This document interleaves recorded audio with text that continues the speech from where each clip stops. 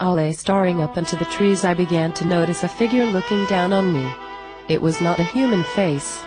The shape of the face was too rectangular. I could only name him a fairy. He had dark curly hair.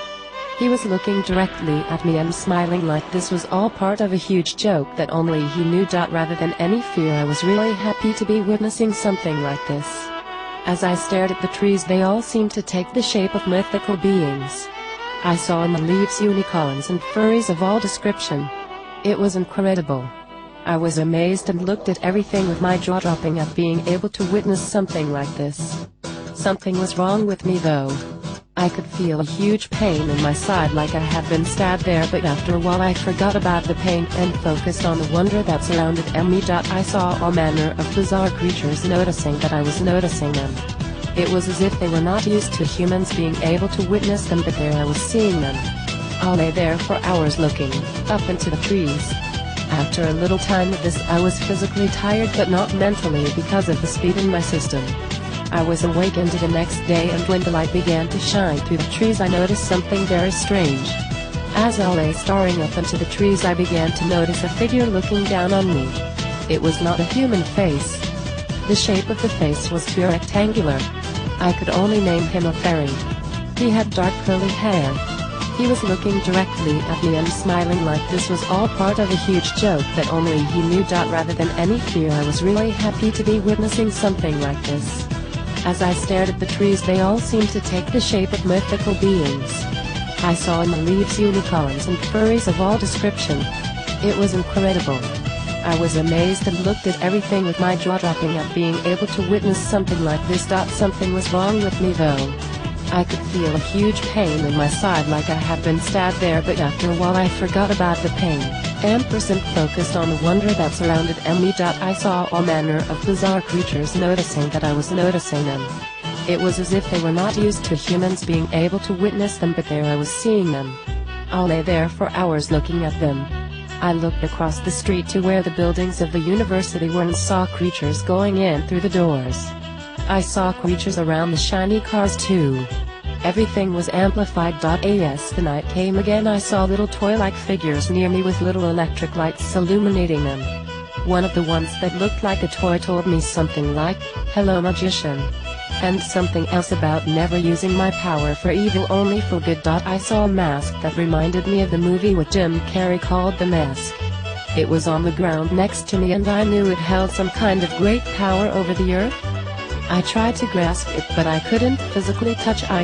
I looked across the street again and saw some creatures around what looked like a mannequin. It was half robotic and half human looking. I felt as if the creatures around me were trying to show her to me. I don't know what the purpose was, but it seemed like technology had gotten a mind of its own and was starting to think intelligently for itself. At some point I dropped out of my body is the only way I can describe it. I remember looking up into the trees, then the next thing I knew I was under the earth. I was looking around at what looked like to me gargoyles. They were all gray and they looked made of stone. It was kind of frightening and I really think I had died at this point. I think the speed and alcohol in my system had somehow stopped my heart from beating. I was seeing what looked like fire making the walls glow. As if the center of the earth's lava was throwing up light onto the walls. I saw also large stone columns all around. I remained there for quite some time, then I came back to my body. Night came again and I was still seeing all kinds of bizarre things. I saw beyond the trees a large green face, which resembled the artwork I usually do. In the place of a third eye it had something that looked like a sticker of a lion's head. My name Ariel means Lion of God, and I thought this was significant as if the face represented me. All night the face kept changing and there were all kinds of well-formed furries all around it. I saw tarps and other odd things turn into living creatures. At some point I felt as if I was fighting against the devil and what I called the Illuminati. They were figures with the palest white skin I had ever seen, like ivory, wearing black hooded robes. Their hands moved in what appeared to me like Buddhist mudras. The hands kept moving as if they were casting spells with them. I stared also involuntarily to move my hands also in a similar manner, only I felt as if I was fighting them off in this way. The tree creatures were on my side and we were having a psychic battle that lasted an entire night. I was up 2 days and already felt like I had returned from the grip of death.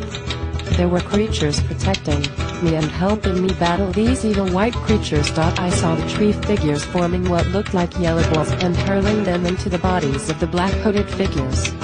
This seemed to change them and turn their nature from pure evil into something bearable. I was sending black hooded figures out into the depths of space. I saw them being lifted from the trees into the sky like falling upward.